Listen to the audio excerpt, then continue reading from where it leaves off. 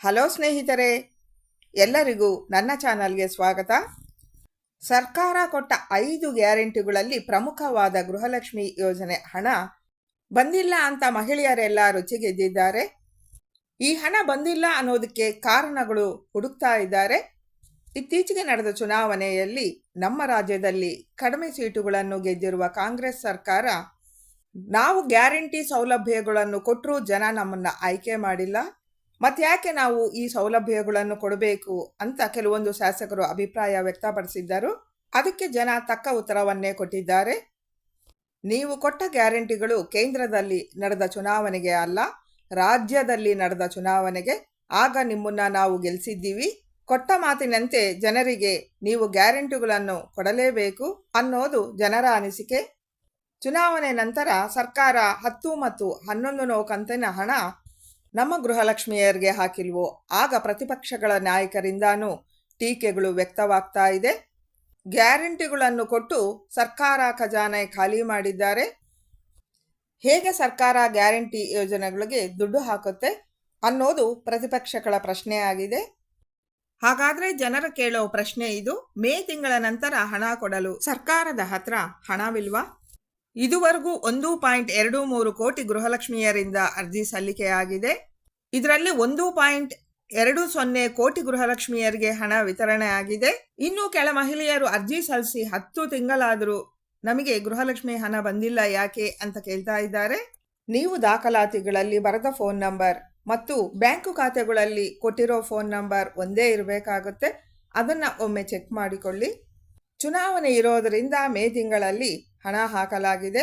ಚುನಾವಣೆದ ನಂತರ ಹಣ ಬಂದಿಲ್ಲ ಅಂತ ಮಹಿಳೆಯರು ಪ್ರತಿಭಟನೆ ಮಾಡ್ತಾ ಇದ್ದಾರೆ. ಸರ್ಕಾರ ಏಪ್ರಿಲಲ್ಲಿ ಹಾಕಿರೋ ಹಣ ನಿಮಗೆ ಮೇ ತಿಂಗಳಲ್ಲಿ ಸಿಕ್ಕಿದೆ. ಇನ್ನು ಮೇ ತಿಂಗಳಲ್ಲಿ ಹಾಕಿರೋ ಹಣ ಜೂನ್ ತಿಂಗಳಲ್ಲಿ ಸಿಕ್ಕಿಲ್ಲ. ಹಣನ ಆಲ್ರೆಡಿ ಟ್ರೆಜರಿಗೆ ಹಾಕಿದ್ದೀವಿ. ಹಂತ ಹಂತವಾಗಿ ಗೃಹಲಕ್ಷ್ಮಿಯರಿಗೆ ಹಣ ಸಿಗುತ್ತೆ ಅಂತ ಸಚಿವೆ ಲಕ್ಷ್ಮೀ ಹೆಬ್ಬಾಳ್ಕರ್ನವರು ಸ್ಪಷ್ಟಪಡಿಸಿದ್ದಾರೆ. ಈ ವಿಡಿಯೋನಲ್ಲಿ ನಾನು ಒಂದು ಉದಾಹರಣೆಯನ್ನು ತೋರಿಸ್ತೀನಿ. ಅದನ್ನು ನೋಡೋದಕ್ಕೂ ಮುಂಚೆ ನನ್ನ ಚಾನಲ್ನ ಸಬ್ಸ್ಕ್ರೈಬ್ ಮಾಡಿಕೊಂಡು ಹಾಗೆ ಪಕ್ಕದಲ್ಲಿರೋ ಬೆಲ್ ಬಟನ್ನ ಪ್ರೆಸ್ ಮಾಡಿ ಆಲ್ ಅಂತ ಸೆಲೆಕ್ಟ್ ಮಾಡಿ. ನಾವು ವಿಡಿಯೋ ಅಪ್ಲೋಡ್ ಮಾಡಿದ ತಕ್ಷಣ ನಿಮಗೆ ನೋಟಿಫಿಕೇಷನ್ ಬರುತ್ತೆ. ಹಾಗೆ ಈ ವಿಡಿಯೋನ ಎಲ್ಲರಿಗೂ ಶೇರ್ ಮಾಡೋದು ಮರಿಬೇಡಿ. ರಾಜ್ಯ ಕಾಂಗ್ರೆಸ್ ಸರ್ಕಾರ ಕೊಟ್ಟ 5 ಗ್ಯಾರಂಟಿಗಳನ್ನು ಬಳಸಿಕೊಳ್ಳುತ್ತಿರುವ ಮನೆಗಳಲ್ಲಿ ಅಡಿಗೆ ಕೆಲಸ ಮಾಡಿ ಜೀವನ ಸಾಗಿಸ್ತಿದ್ದ ಒಬ್ಬ ಮಹಿಳೆ ಈ ಗ್ಯಾರಂಟಿಗಳ ಬಗ್ಗೆ ಏನಂತ ಹೇಳಿದ್ದಾರೆ ಅನ್ನೋದನ್ನು ಇಲ್ಲಿ ನೋಡೋಣ ಬನ್ನಿ. ನಿಮ್ಮ ಹೆಸರು? ನಮ್ಮ ಹೆಸರು ಭಾಗ್ಯಮ್ಮ. ಇವಾಗ ಗೃಹಲಕ್ಷ್ಮಿ ಯೋಜನೆ ಅಡಿ ನಮ್ಮ ಸರ್ಕಾರ ನಿಮಗೆ ಯೋಜನೆಗಳನ್ನು ಕೊಡ್ತಾ ಇದೆ, 5 ಗ್ಯಾರಂಟಿ ಯೋಜನೆಗಳು. ಅದು ನಿಮಗೆ ಎಷ್ಟು ಉಪಯೋಗ ಆಗ್ತಾ ಇದೆ? ಉಪಯೋಗ ಆಗ್ತಾ ಇದೆ ಅಂದ್ರೆ ಸ್ವಲ್ಪ ಪರವಾಗಿಲ್ಲ. ಪರವಾಗಿಲ್ವಾ? ಇವಾಗ ನಿಮಗೆ ಈ 11 ಕಂತಿನ ಹಣ ಬಂದಿಲ್ಲ, 10 ಕಂತಿನ ಹಣ ಬಂದಿಲ್ಲ ಅಂತ ಎಲ್ಲರೂ ಮಾತಾಡ್ಕೊತಾ ಇದ್ದಾರೆ. ಸರ್ಕಾರ ಏನು ನಿಲ್ಲಿಸೇ ಬಿಟ್ಟಿದೆಯಾ ಅಂತಾನೂ ಆಕ್ರೋಶ ವ್ಯಕ್ತಪಡಿಸಿ ಮೊನ್ನೆಲ್ಲ ಹೋರಾಟ ಮೈಸೂರಲ್ಲಿ ಮತ್ತು ಕೋಲಾರಲ್ಲಿ ಮಾಡಿದ್ದಾರೆ. ನೀವು ಬೆಂಗಳೂರಿನಲ್ಲಿ ಇದ್ದೀರಾ. ನಿಮಗೆ 10, 11 ಕಂತಿನ ಹಣ ಬಂದಿದೆಯಾ? 11ನೇ ಕಂತಿನ ಬಂದಿಲ್ಲ. 11 ಕಂತಿನ ಹಣ ಬಂದಿಲ್ಲ. ಇಲ್ಲಿವರೆಗೂ ಬಂದಿದೆ. 11ನೇ ಕಂತಿನ ಬಂದಿಲ್ಲ. ಇದಕ್ಕೆ ಕೆಲವೊಂದು ರೀಸನ್ಸ್ ಕೊಡ್ತಿದ್ದಾರೆ ಸರ್ಕಾರ. ನಿಮ್ಮ ದಾಖಲಾತಿಗಳು 100% ಕೊಡ್ತೀವಿ ಅಂತ ಹೇಳ್ತಿದ್ದಾರೆ. ನೀವು ನ್ಯೂಸಲ್ಲಿ ಎಲ್ಲರೂ ನೋಡಿದ್ದೀರಾ. ನಿಮ್ಮ ದಾಖಲಾತಿ ಕರೆಕ್ಟ್ ಇದೆ ಅಂತ ನಿಮ್ಗೆ ಅನ್ಸುತ್ತಾ? ಕರೆಕ್ಟಾಗಿ ಬಂದಿದೆ. ಇಲ್ಲಿವರೆಗೂ ಏನು ಪ್ರಾಬ್ಲಮ್ ಆಗಿಲ್ಲ. 10 ಕಂತಿನವರೆಗೂ ಬಂದಿದೆ. 11 ಕಂತಿನ ಬರುತ್ತೆ, ನಿಧಾನವಾಗಾದರೂ ಬರುತ್ತೆ ಅಂತ ಸರ್ಕಾರ ಹೇಳ್ತಾ ಇದೆ. ಅದಕ್ಕಾಗಿ ವೆಯ್ಟ್ ಮಾಡಿ. ಮತ್ತು ಈ 5 ಯೋಜನೆಗಳು ಏನಿದೆ, ಗೃಹಲಕ್ಷ್ಮಿ, ಗೃಹ ಜ್ಯೋತಿ, ಶಕ್ತಿ ಯೋಜನೆ, ಅನ್ನಭಾಗ್ಯ ಯೋಜನೆ, ಯುವಶಕ್ತಿ, ಆ ಯುವನಿಧಿ ನಿಮಗೆ ಸಂಬಂಧಪಟ್ಟಿಲ್ಲ. ಅನ್ನಭಾಗ್ಯ ಯೋಜನೆದಡಿ ಬರ್ತಾ ಇದೆಯಾ ಅಮೌಂಟು? ಬಂದಿದೆ. ನಿಮ್ಗೆ ಎಷ್ಟು ಹಣ ಬರುತ್ತೆ? ಎಷ್ಟು ಜನ ಇದ್ದೀರಾ ಮನೇಲಿ ನೀವು? 4 ಜನಕ್ಕೆ. ಸೇರಿ 600 ರೂಪಾಯಿ ನಿಮಗೆ ಬರ್ತಿದೆ. ಅದು ಏನು ಮೋಸ ಇಲ್ಲ, ಪ್ರತಿ ತಿಂಗಳು ಬರ್ತಾ ಇದೆ. ಅದರಿಂದ ನಿಮ್ಗೆ ಉಪಯೋಗ ಆಗ್ತಿದೆ, ಅಷ್ಟೋ ಇಷ್ಟೋ ಉಪಯೋಗ ಆಗ್ತಿದೆ. ಓಕೆ, ಬಟ್ ಇದು ಬರಬೇಕು. ಶಕ್ತಿ ಯೋಜನೆ ಏನಂತೀರಾ ನೀವು? ಶಕ್ತಿ ಯೋಜನೆ ಅಂದರೆ ಬಸ್ಸಲ್ಲಿ ಪ್ರಯಾಣ ಮಾಡ್ತಿದ್ದೀರಾ ಫ್ರೀಯಾಗಿ. ನಾವೇ ಜಾಸ್ತಿ ಓಡಾಡಲ್ಲ, ಏನಿಲ್ಲ. ದಿನ ಏನು ಅಷ್ಟೊಂದು ಯೋಡ ಹೋಗಲ್ಲ. ಏನೋ ತಿಂಗಳಿಗೊಂದ್ಸರಿ ಏನೋ ಹೋಗ್ತೀವಿ ಅಷ್ಟೇ. ನಾವು ಕೆಲಸಗಳು ಮಾಡ್ತೀವಲ್ಲ, ಹೋಗಕ್ ಟೈಮ್ ಇಲ್ಲ. ಟೈಮ್ ಇಲ್ಲ. ಸೊ ಅದು ಅಕಸ್ಮಾತ್ ಕ್ಯಾನ್ಸಲ್ ಆದ್ರೇನು ನಿಮ್ಗೇನು ಪ್ರಾಬ್ಲಮ್ ಅನ್ಸಲ್ಲ? ಪ್ರಾಬ್ಲಮ್ ಇಲ್ಲ, ಅದ್ರದಿಂದ ಏನ್ ಪ್ರಾಬ್ಲಮ್ ಇಲ್ಲ. ಹಾ ನಾವೇ ತಿಂಗಳಿಗೊಂದ್ಸರಿ ಹೋಗ್ತಾ ಇತ್ತು ಅಷ್ಟೇನೆ. ಅಷ್ಟ್ ಬಿಟ್ರೆ ಅದ್ರದ್ದೇನು ಇದಿಲ್ಲ.